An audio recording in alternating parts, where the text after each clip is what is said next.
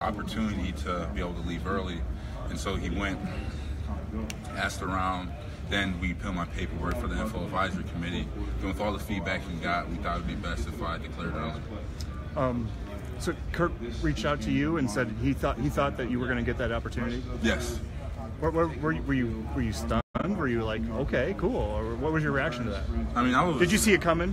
I mean, like before the season, there was a whole bunch of stuff saying that I was good enough, but I mean, I never really read that. And so when he brought me in, like, he just texted me and like come meet with me. I mean, I was shocked to like see that because I thought that all happened after the season. So, James, can you talk a little bit about, I don't know too much about your scheme that you're in at Iowa, but a lot of these teams in the NFL, Atlanta Falcons being one of them, do the outside zone scheme. Can you talk about that and your comfort level with that? So Iowa, we're primarily a zone offense, inside, outside zone, 2 back, 2 tight ends, 1 back, 2 tight ends. We just run like a lot of zone, lead zone, inside, outside.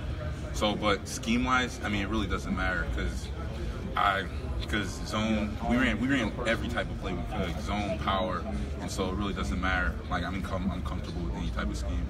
Have you talked to the Falcons at all? Yes, I talked to the Falcons. Who'd you meet with? Anybody in particular, or just general with scouts? It was just, I mean, the people they had in the room. What was your feeling from them?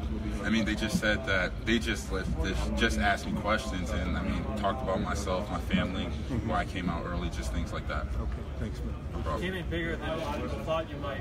Do you feel comfortable at this weight? How do you think that'll affect you tomorrow? Yeah, I feel pretty comfortable at this weight.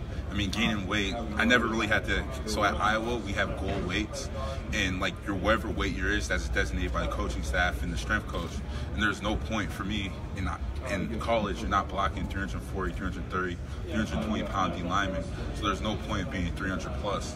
But now I'm making that transition to the NFL. I decided to gain weight. It was pretty easy. You just eat like a peanut butter and jelly protein shake every night, and you can gain 10 pounds in, a week, 2 weeks easily. Where do you think you can get to in terms of your ideal weight next level? I think 306, 305. I was like coming in, I would be anywhere from 305 to 307, so I think that's pretty ideal for me.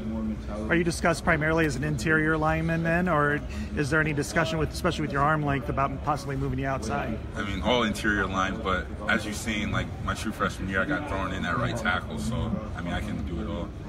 James, what's the transition from college to NFL where you're facing some of these interior linemen on defense who are so quick and so strong? What's the challenge in getting used to that? So the first thing, the transition to the NFL, I mean, in college we all go to class, we all do that. In NFL, it's a job, football's a job. So now the D linemen, they're going to be better, bigger, faster, stronger. And so you just have to, whatever NFL team chooses me, I just have to just get better, focus on my fundamentals, and just use those fundamentals I learned from Iowa, and the coach that will be coaching me, and just use that to block them. What's the key part of the technique to combat like an Aaron Donald? I mean, it just depends, pass or run, but you just have to be just very cautious of your technique. If you have one elbow out, if your hands are late, anything like that, you're gonna get beat quickly. I mean, you get beat in college by players if you have bad technique, but in the NFL they're going to expose you like that. So you just have to be very, very careful whatever you do, steps, feet, hands, all that. What are some of the compliments that you're getting, as far as like reach blocks and that sort of thing? I mean, you've always been really good at that. I mean, what kind of compliments have you gotten from NFL GMs and scouts? I mean, they just said that I'm just very athletic, and we do that a lot at Iowa, and so I have to become good at reach blocks, at running outside zone, or I won't even be able to play at Iowa. Right. CJ Beathard and George Hill have been pretty successful in the NFL. How has being in a conventional style offense helped you transition? I mean, I don't know because I haven't played, I haven't gotten drafted yet. So I mean, but I mean, so teams know that like we come from a pro style offense, so there probably won't be. I mean, there's gonna be a learning gap, but it might be closer than other people. But I don't know other colleges' schemes and how close they are to pro, so I really can't answer that. You were talking about the questions that those guys asked you. What was the most interesting thing maybe anybody has asked you? How many meetings have you had so far? I had six the first night, one last night, and I have 13 tonight. Okay, and what was the most interesting one that you've heard so far? I mean, they're all interesting. So I mean, nothing off the path. Nothing yet. I mean, I don't know. Right. And how do you sell yourself? What was the thing that you tell them? What is the thing that you've learned to tell these guys when you sit down and so the first question every YA I met with, the first thing they just asked about like my family life, my family history. I tell them about my mom and dad. My dad played Ohio State, played in the NFL. Older brother plays in the NFL right now. Got a younger brother, younger sister. They just ask me. I mean, that's usually the first question. Then they just ask questions off of that. Then sometimes it goes straight into football stuff. Sometimes it goes into my personal life. A lot of questions have been, would I be able to transition to guard? And like the transition to guard, my entire true freshman year, I played left guard and right guard. I even played center true freshman year. So the transition to guard, it wouldn't be a problem for me.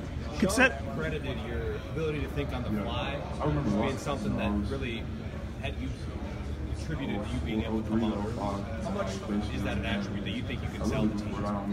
I mean, as a center or any position on the offensive line, you have to be able to react quickly.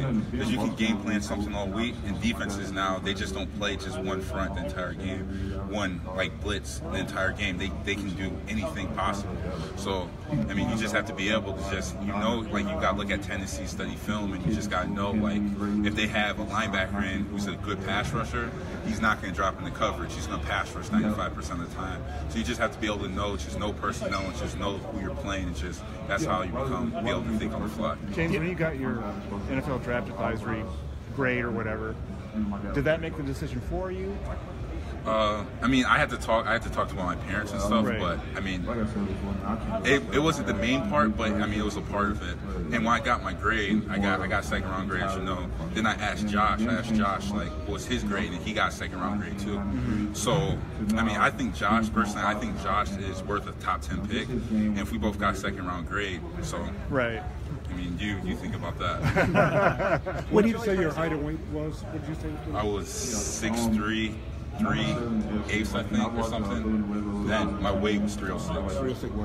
Was there any offensive lineman in particular in the pros that you studied film of that you say, hey, you know what, I like what he does? Anybody in particular? Jason Kelsey from the Eagles. They run a lot of like stuff we ran at Iowa, outside zone, pin and pull, inside zone. They run a lot of stuff with him, and I think he's probably the best athlete offensive line in the NFL, and he's a great runner, great with his hands. So that's what I model my game after. When you look at what Kirk did for you, I mean, in his best interest is to keep you at Iowa, yet he calls you in, pretty much tells you to go. I mean, does it feel like that he actually has your best interest in hand? He didn't pretty much tell me to go, but I mean, as a coach, I mean, coaches, they want to do what's best for the players. So even if I wanted to transfer, if that was my best interest, all the coaches would be behind me if they knew transferring would be my best interest or doing whatever. They just want what's best for the player, and Coach Ferentz, I don't want to put words in his mouth. You can ask him, but I mean, Coach Ferentz, he understood my decision, and he was just happy and just congratulated me. He actually texted me earlier in the week just saying good luck and